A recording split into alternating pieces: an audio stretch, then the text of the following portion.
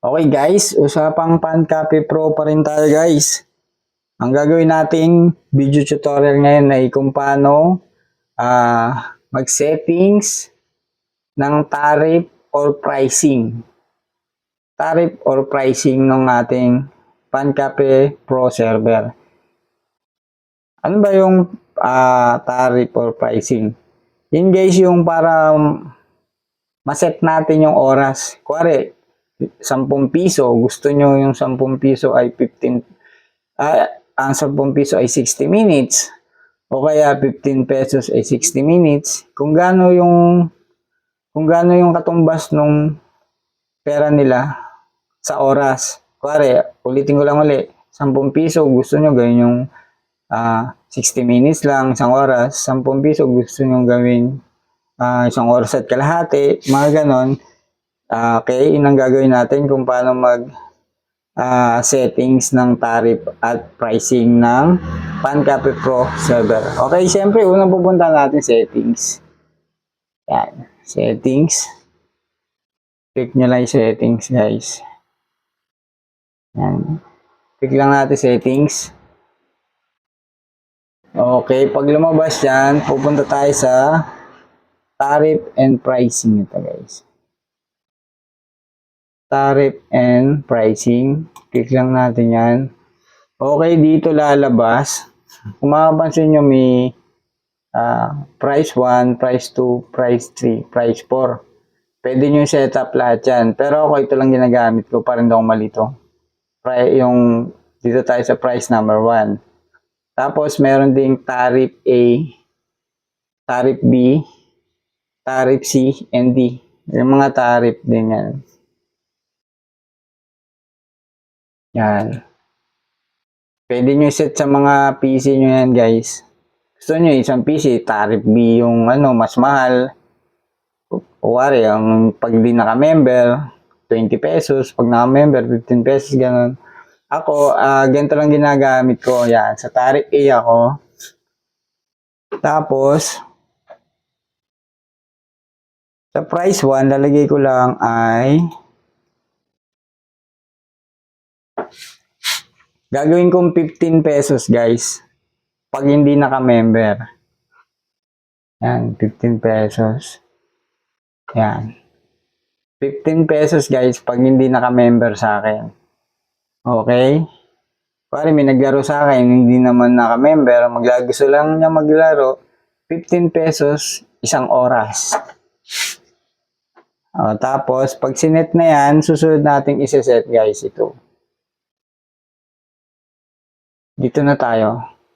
Standard customer. Yung standard customer guys, yan yung mga hindi naka-member. Okay, minimum charge, lalagay natin 5 pesos. Minimum charge 5 pesos. Ibig sabihin, para hindi ka malugi, iba kasi may kailangan lang i-chat. Matatalo ka sa oras. Ilalagyan natin siya ng minimum charge na 5 pesos. It's mean mga lang to parang mga 20 minutes ganon. Ngayon, parang naka 1 minute, 2 minutes lang siya. Lalabas sa PC niya yung minimum charge niya 5 pesos. Diba? Ngayon, kung ma-reach naman niya yung 5 pesos, dadagdag na yun. 6, 7, 8, 9, 10 pesos. Ganon. Tapos yung round niya, piso lang guys. Yan. Hindi natin piso. Yan. Ibig sabihin ng round guys, piso kada add. Kada add. Okay? Kuwari 5, magiging 6, magiging 7. Para wag nyo gawing 2, baka magulat siya. 5 pa lang ikan, nag-7, tapos nag-9. Kaya piso lang i-round natin. Okay? Di yan, nakasetup na yan. Tapos dito na tayo sa member, default. Sa akin, pag gusto nyo magpagawa ng member sa mga player, mas magandang yan guys, idea. Ako, maraming naka-member sa akin guys. Okay, click nyo lang to. 10 pesos naman lalagay natin dyan pag naka-member sila. Okay, tapos minimum charge, piso lang din guys. Yan. Pakonsuelo yan sa mga member sa ating shop. Sa round, piso lang din. Okay. Okay, kung mapapansin nyo guys, 10 piso. Pag naka-member ka sa akin, 10 piso, isang oras mo, minimum charge mo lang piso. Okay, pag nag-login ka, matik, piso lang agad makakalta sa'yo. Piso din yung round yung madadagdag para hindi siya magtaka yung mga player. Okay, ulitin ko lang ulit. Pag hindi naka-member, 15 pesos. Ang minimum charge niya ay 5 piso round standard customer. Pag naka-member ka, 10 pesos isang oras. Piso lang minimum charge niya and piso lang din yung round niya. Okay, yun lang. Tapos, save na natin. Click natin save. Yan. Mapansin, nakasave na yan guys. Okay, ganun lang ka-basic mag-set ng tariff and pricing. Sa tariff kasi guys, ito, ayan, pwede mo pang mag-set ka uli ng ibang price. Kuwari, may PC ka, yung PC 12 mo sobrang lakas, o pwede mo set sa tariff B. I-click mo lang yon guys. Kuwari, sinet natin dito, 20 pesos.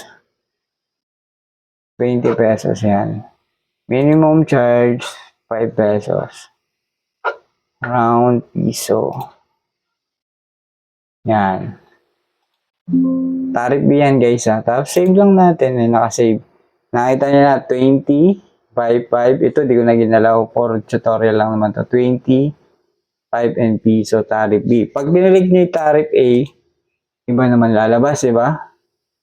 15 yung hindi naka-member. Pag kinilik natin yung tariff B, ito, pansin nyo 20. Okay, ganun lang kadaling mag-set ng tariff and pricing sa ating PanCafe Pro server. Napaka-basic lang. Kuwari, ito, click nyo lang yan. Mapansin nyo dito, ayan, click nyo, ilagay nyo tariff B. Yan, dito sa 1. 20 pesos na yon guys. Sa oras niya, pwede mo kontrolin. Pero ang standard sa akin kasi is A. Okay? Kasi sa EasyNet, naka-setup naman. Kung di ka naka-member, 15 pesos ka. Pag naka-member ka, 10 pesos ka lang guys. Okay, susunod kung paano gumawa ng member o yung mga iba pang pwede nating ituro. Unti-unti natin yan para mas maganda natin mapaliwanag. Kasi pag pinagsabay-sabay natin, baka hindi nyo natapusin tong video. Sayang lang yung mga tutorial na ginagawa natin. Kaya step by step, one by one. Okay guys, yun lang kung paano mag-set ng tariff at pricing sa PanCafe Pro. Napaka-basic lang. Kita nyo naman guys. Kita-kits uli sa mga basic tutorial about sa PanCafe Pro. One by one lang, step by step para bawat video matumbok natin yung ating ginagawang tutorial. Okay, kita-kits.